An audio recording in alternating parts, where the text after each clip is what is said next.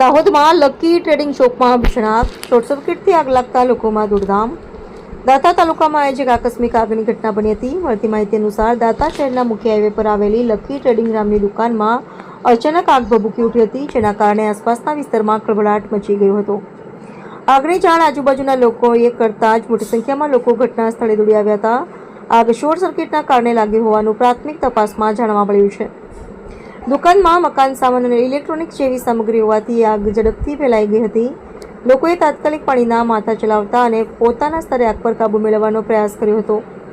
સ્થાનિક લોકોએ આગને વધુ ફેલાવતી અટકાવી હતી અને બનાવ અંગે તાત્કાલિક પોલીસ અને ફાયર વિભાગને જાણ કરવામાં આવી હતી. હાલ ત્યાં કોઈ જાનહાનિની માહિતી નથી. જોકે દુકાનને નુકસાન થયાનું અનુમાન છે.